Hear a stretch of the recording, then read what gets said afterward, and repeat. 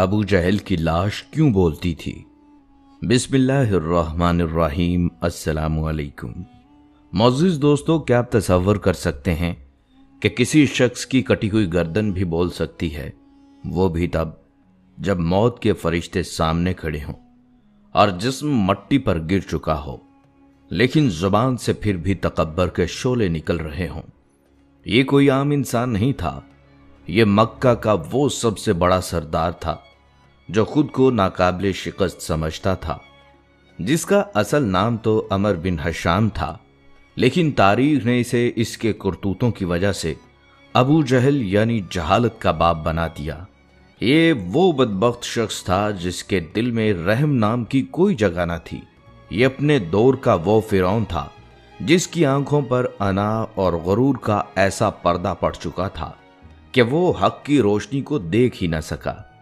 ये वो बदबख्त था जिसने इस्लाम की पहली शहीद खातून हजरत समिया रजी अल्लाह तआला अन्हा को तड़पा तड़पा कर शहीद किया। ये वही था जिसने खाना काबा में सजदा रेज नबी सल्लल्लाहु अलैहि वसल्लम की पुश्ते मुबारक पर ऊंट की ओझड़ी रखवाई। जुल्म की कोई ऐसी हद न थी जो इसने पार न की हो। लेकिन क्या आप जानते हैं कि मक्का का ये ताकतवर तरीन, जाबिर और हमेशा लोहे के लिबास में छुपा रहने वाला शख्स, इसका अंजाम क्या हुआ? आज की इस वीडियो में हम अबू जहल के इबरतनाक अंजाम की पर्दा कुशाई करेंगे, जिसे सुनकर रूह भी कांप उठती है। इस वीडियो में आप वो मनाजर भी देखेंगे जिस पर अक्ल हैरान रह जाती है कि आखिर वो कौन से दो नन्हे शाहीन थे जिन्होंने मक्का के इस सबसे बड़े जंगजू को, जो सर से पांव तक लोहे में डूबा हुआ था, गाजर मूली की तरह काट कर रख दिया। और कैसे दो छोटे बच्चों ने वक्त के इस फिरौन को मट्टी चाटने पर मजबूर किया, और मौत के फरिश्ते को सामने देखकर भी इसकी कटी हुई गर्दन से तकब्बुर के वो कौन से अल्फाज निकले जिन्हें सुनकर सहाबाए कराम भी दंग रह गए। और वो कटी हुई गर्दन क्या बोल रही थी। और हाँ, इसी वीडियो में सबसे बड़ा इंकशाफ भी आप जानेंगे कि क्या वाकई अबू जहल नबी करीम सल्लल्लाहु अलैहि वसल्लम का करीबी रिश्तेदार था। क्या इसकी रगों में भी वही खून था, या ये महज एक गलत फहमी है जो बरसों से चली आ रही है। यकीन जानिए, ये सब हकायक आपके रोंगटे खड़े कर देंगे। तो आइए चलते हैं बदर के उस तपते हुए रेगिस्तान में। 17 रमजानुल मुबारक सन 2 हिजरी का वो दिन था जब तारीख एक नया मोड़ लेने वाली थी। बदर का मैदान दहक रहा था, लेकिन ये तपश सिर्फ सूरज की नहीं थी, बल्कि हक और बातिल के उस टकराव की थी जिसने जमीन व आसमान को हिला कर रख देना था। जरा मंजर का तसव्वुर कीजिए। एक तरफ 1000 का लश्कर जर्रार जो जदीद तरीन हथियारों, ढालों और तेज रफ्तार घोड़ों से लेस था। उसके पास 100 घोड़े, 700 ऊंट और मक्का के वो नामवर जंगजू थे जो खून बहाने के माहिर थे। इस गरूर भरे लश्कर की कमान कोई और नहीं बल्कि वही अमर बिन हशाम यानी अबू जहल कर रहा था, जो लोहे के लिबास में मलबूस अपनी ताकत के नशे में बदमस्त था। उसका ख्याल था कि वो चंद सौ लोगों को पैरों तले कुचल देगा। दूसरी तरफ कायनात का सबसे अजीम दस्ता था, सिर्फ 313 नफूसे कुदसिया, जिनके पास ना तो लड़ने के लिए पूरे हथियार थे और ना ही सवारियां। पूरे लश्कर में सिर्फ 2 घोड़े और 70 ऊंट थे, और हालत ये थी कि कई सहाबा के पास लड़ने के लिए तलवार तक न थी। उन्होंने खजूर की टहनियों को ही अपना हथियार बना लिया था। जाहिरी तौर पर यह मुकाबला ही नहीं था। एक तरफ लोहा और तकब्बर था और दूसरी तरफ फाका कशी और ईमान की ताकत थी। अबू जहल इस बात से बेखबर था कि इन 313 सहाबा में 2 ऐसे नन्हे मुजाहिद भी शामिल हैं जिनके सीनों में इंतकाम की ऐसी आग लगी है कि वो आज मक्का के इस सबसे बड़े जाबिर को खाक चटाए बगैर दम नहीं लेंगे। मोअज़्ज़िज़ दोस्तों, अबू जहल ने अपने जिस्म को ज़ीरा बख्तर में छुपा रखा था। पूरे वजूद से बस 2 आंखें नजर आ रही थी। दूसरी तरफ 2 नौमर बच्चे माज और माउज। ये 2 बच्चे हजरत अफरार रजी अल्लाह तआला अन्हो के बेटे थे। یہ دونوں ابھی عمر کی بہاریں بھی نہ دیکھ پائے تھے، لیکن دل میں ایمان کا سمندر اور سینے میں عشق رسول صلی اللہ علیہ وآلہ وسلم کی آگ بھڑک اٹھی۔ ان بچوں کی ابو جہل کے سامنے حیثیت ایسی تھی جیسے ہاتھی کے سامنے چیونٹی، مگر ان ننھے مجاہدوں کے دل میں شہادت کی تمنا تھی۔ روایات کے مطابق یہ دونوں بھائی حضرت عبد الرحمن بن عوف رضی اللہ تعالیٰ عنہ کے پاس آئے اور آہستہ سے پوچھا، چچا جان، کیا آپ ابو جہل کو پہچانتے ہیں؟ حضرت عبد الرحمن رضی اللہ تعالیٰ عنہ نے حیرت سے دیکھا تو بچوں کی آنکھوں میں آگ بھڑکتی نظر آئی۔ وہ بچے بولے، ہم نے سنا ہے کہ وہ نبی پاک صلی اللہ علیہ وآلہ وسلم کی شان میں گالیاں دیتا ہے۔ اس رب کی قسم جس کے قبضے میں ہماری جان ہے، اگر ہم نے اسے دیکھ لیا تو یا تو اسے ختم کر دیں گے یا خود شہید ہو جائیں گے۔ اسی دوران اتفاق سے ابو جہل کا وہاں سے گزر ہوا۔ حضرت عبد الرحمن رضی اللہ تعالیٰ عنہ نے اشارہ کر دیا، وہ رہا تمہارا ہدف۔ پھر کیا تھا؟ یہ دونوں ننھے مجاہد تلواریں سنبھالے ابو جہل کی طرف ایسے لپکے جیسے شیر شکار پر جھپٹتے ہیں۔ ابو جہل گھوڑے پر سوار تھا، یہ دونوں پیدل، مگر جذبہ سواری سے زیادہ تھا۔ انہوں نے گھوڑے پر حملہ کیا، دوسرے نے سیدھا ابو جہل کی ٹانگ پر وار کیا۔ گھوڑا بھی گرا، ابو جہل بھی زمین پر آ گرا۔ اسی لمحے ابو جہل کا بیٹا اکرمہ بھی آن پہنچا، جو بعد میں مسلمان ہو گیا تھا۔ اکرمہ نے غصے میں آ کر معاذ رضی اللہ تعالیٰ عنہ پر تلوار سے ایسا وار کیا کہ ان کا بازو کٹ کر صرف گوشت کے ساتھ لٹک گیا۔ لیکن سنیں دوستو، یہ ایمان کا لشکر تھا۔ معاذ رضی اللہ تعالیٰ عنہ نے اس لٹکتے بازو کو دیکھا اور وہ ہاتھ جو رکاوٹ بن رہا تھا اسے اپنے قدموں تلے رکھا اور جسم سے جدا کر دیا اور صرف ایک ہاتھ سے لڑتے رہے۔ ابو جہل بری طرح زخمی ہو چکا تھا، لیکن قریش کے کچھ نوجوان اسے بچانے کو لپکے۔ ان دونوں مجاہد بھائیوں پر ٹوٹ پڑے، لیکن یہ ننھے شیر ڈٹ گئے جیسے چٹان کے ساتھ طوفان ٹکرا رہا ہو۔ معزز دوستو، اس جنگ کے بعد حضرت معاذ رضی اللہ تعالیٰ عنہ کے کٹے ہوئے بازو کو مدینے کے بچے بڑے شوق سے دیکھتے، اور ایک بار فاروق اعظم حضرت عمر بن خطاب رضی اللہ تعالیٰ عنہ نے ان کے اسی بازو کو اٹھا کر چوما بھی تھا۔ بہرحال دوستو، جب بدر کے میدان میں کفار کی صفیں ٹوٹنے لگیں اور ان کے قدم لڑکھڑانے لگے تو وہ سب کچھ پیچھے چھوڑ کر بھاگنے لگے۔ اسی وقت نبی صلی اللہ علیہ وآلہ وسلم نے ایک جملہ فرمایا جو دشمنان اسلام کے خلاف مسلمانوں کی غیرت جگا دیتا ہے۔ آپ صلی اللہ علیہ وآلہ وسلم نے فرمایا، کون ہے جو جا کر دیکھے ابو جہل کا کیا حال ہے؟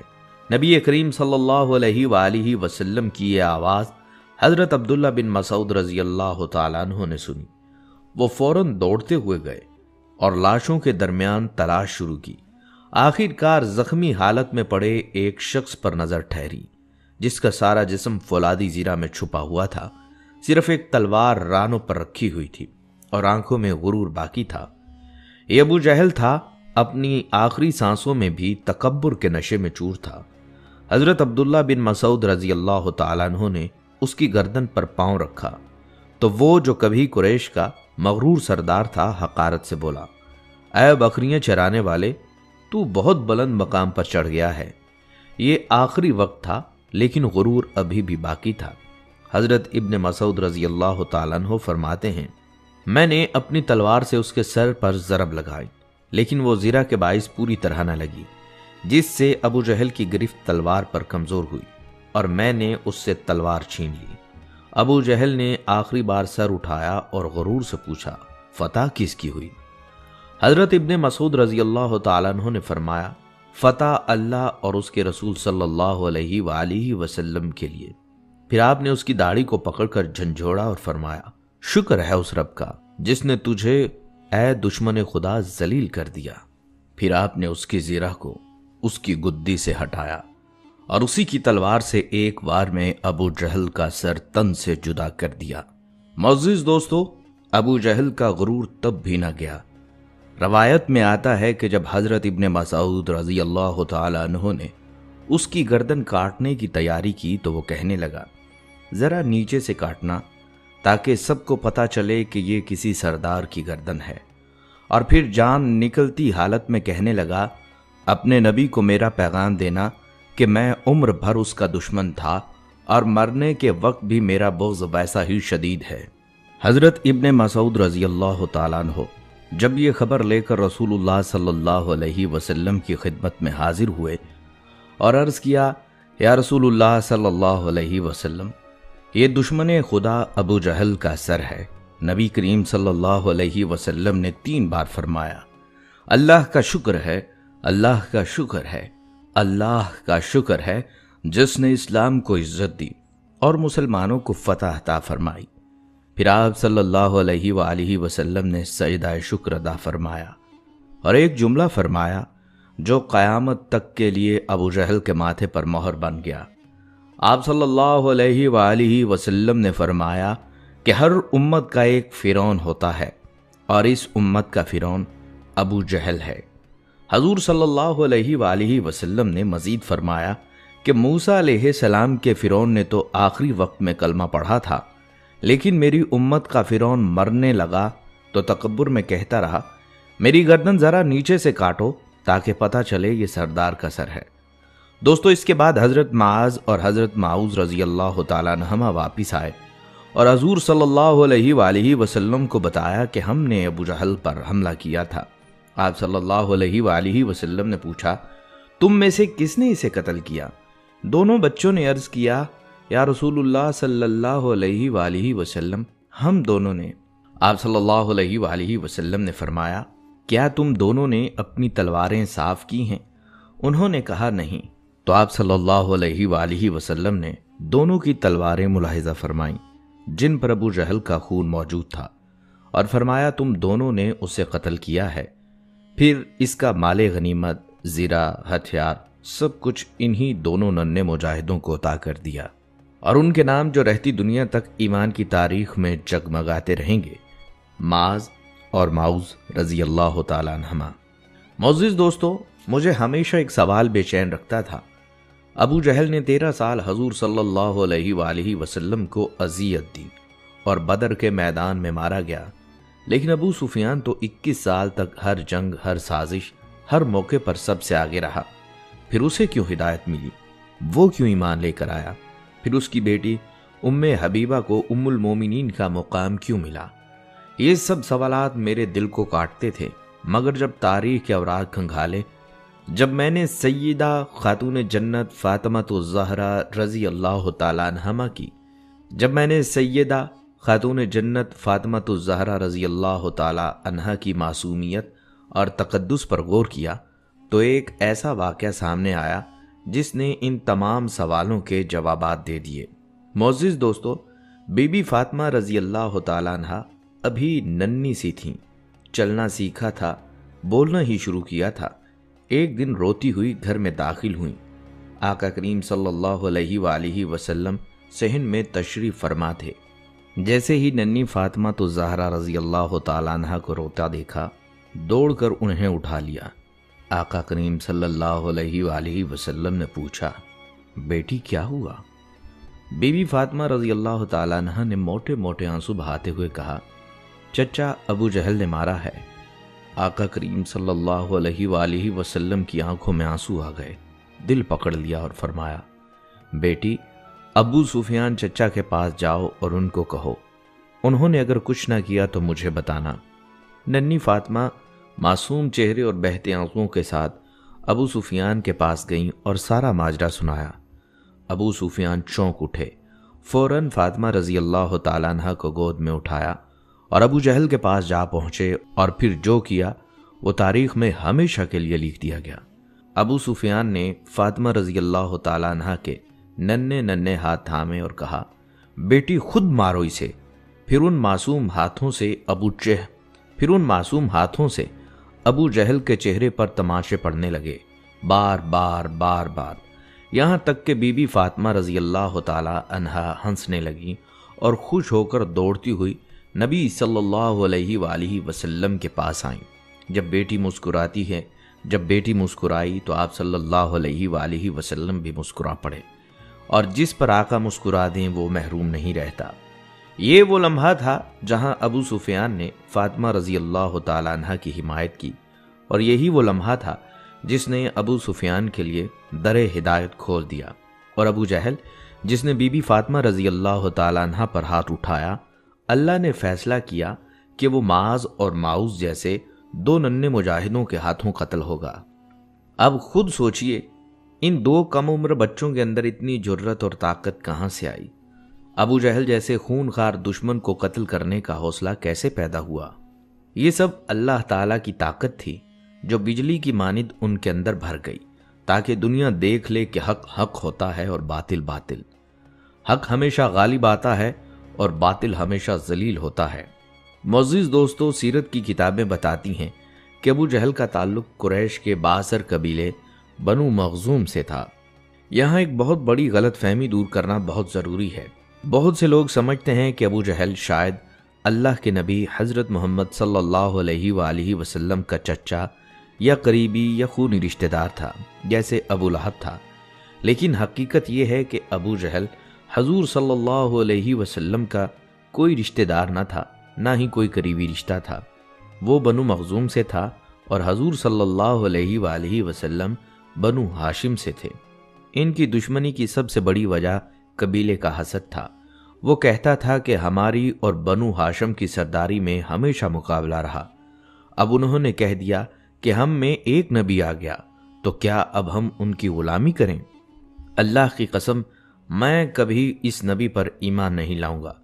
लिहाजा यहाँ ये भी वजाहत ज़रूरी है कि अबू जहल रसूलुल्लाह सल्लल्लाहु अलैहि वसल्लम का कोई हकीकी या दूर का चचा नहीं था, बल्कि उसका नसब अमर बिन हशाम बिन मुगीरा बिन अब्दुल्ला बिन अमर बिन मखज़ूम था। यानी वो महज एक सरदार कुरैश था, ना कि नबी सल्लल्लाहु अलैहि वसल्लम का कोई रिश्तेदार। मुअज़्ज़िज़ दोस्तों, उलमाए कराम बयान करते हैं कि अल्लाह ताला ने अपने महबूब नबी हज़रत मोहम्मद सल्लल्लाहु अलैहि वसल्लम को ऐसे ऐसे मौजज़ात अता फरमाए कि बड़े बड़े दुश्मन भी उनके सामने बेबस होकर रह गए। इन्हीं दुश्मनों में सबसे नुमाया नाम अबू जहल का ही है, जिसे नबी सल्लल्लाहु अलैहि वसल्लम ने इस उम्मत का फ़िरौन करार दिया। ये वो शख्स था जो दिन रात इस्लाम को मिटाने की सोच में लगा रहता, लेकिन अल्लाह ताला ने उसे बारहा अपने महबूब सल्लल्लाहु अलैहि वसल्लम के हाथों रुसवा किया। इब्ने इसहाक रहमतुल्लाह अलैह रिवायत करते हैं कि एक दिन मक्का में अराश नामी एक अजनबी शख्स आया। उसके पास एक ऊँट था जो वो फरोख्त के लिए लाया था। अबू जहल ने वो ऊँट खरीद तो लिया, मगर जब पैसों की बारी आई तो साफ इनकार कर गया। गरीब मुसाफिर ने बार बार तकाजा किया और कुछ ना बन पाया, तो वो मक्का के सरदारों के पास गया, जिनकी मजलिसें उस वक्त के ताकतवर और बड़े लोगों से भरी होती थीं। उस अजनबी ने वहां जाकर कहा, ए कुरैश के लोगों, मैं एक परदेसी हूं और अबुल हुक्म बिन हशाम यानी अबू जहल ने मेरा हक मार लिया है। क्या कोई है जो मुझे इंसाफ दिला दे? ये बात सुनकर कुरैश के सरदारों के चेहरों पर मुस्कुराहट आ गई। उन्हें शरारत सूझी और कहने लगे, क्या तुम उस शख्स को देख रहे हो जो मस्जिद के कोने में बैठा है? वो मोहम्मद सल्लल्लाहु अलैहि वसल्लम है। अगर कोई तुम्हें हक दिला सकता है तो वही दिला सकता है। दोस्तों, ये बात वो मजाक में कह रहे थे, क्योंकि वो जानते थे कि अबू जहल आप सल्लल्लाहु अलैहि वसल्लम का बदतरीन दुश्मन है। उन्हें उम्मीद थी कि ये अजनबी जब आप सल्लल्लाहु अलैहि वसल्लम के पास जाएगा तो अबू जहल और ज्यादा बिगड़ जाएगा और तमाशा बनेगा। लेकिन उस आराशी शख्स ने सादगी और भरोसे के साथ सीधा आप सल्लल्लाहु अलैहि वसल्लम के पास जाकर अर्ज किया, ऐ अल्लाह के बंदे, अबू जहल ने मेरा हक दबा लिया है। मैं अजनबी हूँ, यहाँ किसी को नहीं जानता। इन लोगों ने मुझे आपकी तरफ भेजा है। अल्लाह आप पर रहम फरमाए, आप मेरा हक दिला दीजिए। ये सुनकर नबी सल्लल्लाहु अलैहि वसल्लम बगैर एक लम्हा ज़ाया किए उठे और खामोशी से उस मजलूम अजनबी के साथ चल दिए। कुरैश के वो सरदार जिन्होंने शरारत की थी, ये मंजर देखकर हैरान रह गए। वो मजाक समझ रहे थे, लेकिन अब मामला संजीदा हो चुका था। उन्होंने फौरन अपने एक आदमी से कहा, जाओ ज़रा देख कर आओ क्या तमाशा है। रसूल अकरम सल्लल्लाहु अलैहि वसल्लम उस आराशी को साथ लेकर सीधा अबू जहल के दरवाजे पर पहुंचे। दरवाजे पर दस्तक दी, अंदर से आवाज़ आई, कौन है? فرمایا میں محمد ہوں، باہر آؤ۔ دوستو یہ وہ لمحہ تھا جب ایک فرعون کی روح لرز گئی۔ ابو جہل نے دروازہ کھولا اور جب باہر آیا تو ابو جہل کا چہرہ زرد، آنکھوں میں خوف، اور ایسا لگتا تھا جیسے اس کے جسم میں جان باقی نہ رہی ہو۔ آپ صلی اللہ علیہ وآلہ وسلم نے فرمایا اس شخص کا حق ادا کرو۔ ابو جہل جس کا تکبر ہر وقت اس کے چہرے پر سوار رہتا تھا، اس لمحے بغیر کہے سنے بولا جی بہت اچھا، میں ابھی اس کا حق ادا کرتا ہوں۔ اب وہ اندر گیا، رقم لایا اور اسی وقت اس شخص کے ہاتھ پر رکھ دی۔ نبی صلی اللہ علیہ وآلہ وسلم واپس مسجد کی طرف چل دیے۔ اب وہ عراشی قریش کی مجلس کے پاس سے گزرا جنہوں نے اسے شرارت سے بھیجا تھا۔ عراشی نے بڑی معصومیت سے کہا اللہ تعالیٰ ان پر رحم فرمائے، بہت عظیم انسان ہیں، انہوں نے میرا حق دلوا دیا۔ قریش کے سرداروں نے فوراً اس شخص سے پوچھا جسے دیکھنے کے لیے پیچھے بھیجا تھا، اوے تیرا ستیہ ناس ہو، تو نے کیا دیکھا؟ اس نے کہا واللہ میں نے عجیب معاملہ دیکھا۔ جیسے ہی محمد صلی اللہ علیہ وآلہ وسلم نے دروازہ کھٹکھٹایا اور ابو جہل باہر نکلا تو میں نے محسوس کیا جیسے وہ کوئی زندہ انسان ہی نہ ہو۔ رسول اللہ صلی اللہ علیہ وآلہ وسلم نے صرف اتنا فرمایا اس شخص کو اس کا حق دو۔ اس نے فوراً بغیر کوئی بہانہ بنائے رقم ادا کر دی۔ تھوڑی دیر بعد ابو جہل بھی مجلس میں آن پہنچا۔ سرداروں نے فوراً گھیر لیا اور بولے تیری بربادی ہو، تو نے ایسا کیوں کیا؟ تو ہمیشہ اکڑ کر بات کرتا تھا، آج یکدم جھک گیا۔ ابو جہل نے جو جواب دیا وہ رہتی دنیا تک اللہ کے نبی صلی اللہ علیہ وآلہ وسلم کے جلال اور معجزے کی دلیل ہے۔ کہنے لگا اللہ کی قسم، جب محمد صلی اللہ علیہ وآلہ وسلم نے دروازے پر دستک دی اور میں نے ان کی آواز سنی تو ایسا لگا جیسا میرا دل سینے سے نکل گیا ہو۔ جب میں باہر دیکھا تو میں نے دیکھا ان کے سر کے اوپر آسمان میں ایک بڑا سا سانڈ جیسا اونٹ معلق ہے۔ اس کی گردن کوہان اور دانت ایسے تھے جو میں نے آج تک کسی اونٹ میں نہیں دیکھے۔ مجھے لگا اگر میں نے انکار کیا تو وہ اونٹ مجھے زندہ نگل جائے گا۔ حضور صلی اللہ علیہ وآلہ وسلم نے بعد میں صحابہ کرام کو بتایا کہ وہ اونٹ نہیں بلکہ جبرائیل امین تھے۔ اگر ابو جہل ایک قدم بھی آگے بڑھاتا تو وہ اسے کچا چبا جاتے۔ معزز دوستو، ابو جہل کی زندگی کا ایک ایسا واقعہ بھی ہے جو انسانی عقل کو حیران کر دیتا ہے اور اللہ کے رسول صلی اللہ علیہ وآلہ وسلم کی حقانیت پر مہر تصدیق ثبت کرتا ہے۔ یہ واقعہ اس وقت کا ہے جب ابو جہل اپنی طاقت کے نشے میں بدمست ہو کر ہر وقت اس طاق میں رہتا تھا کہ کسی طرح نعوذ باللہ معاذ اللہ حضور صلی اللہ علیہ وآلہ وسلم کو نیچا دکھا سکے یا لوگوں کے سامنے آپ صلی اللہ علیہ وآلہ وسلم کی دعوت کو جھوٹا ثابت کر سکے۔ مکہ کی ایک تپتی دوپہر جہاں قریش کے بڑے بڑے سردار بیت اللہ کے سائے میں محفل جمائے بیٹھے تھے، ابو جہل جو ہمیشہ سے ہی فتنہ پرور تھا، زمین سے چند کنکریاں اٹھاتا ہے اور انہیں اپنی مٹھی میں چھپا لیتا ہے۔ اس کے چہرے پر ایک زہریلی مسکراہٹ تھی۔ اسے یقین تھا کہ آج وہ حضور صلی اللہ علیہ وسلم سے ایسا سوال پوچھے گا جس کا جواب کسی انسان کے پاس نہیں ہوگا۔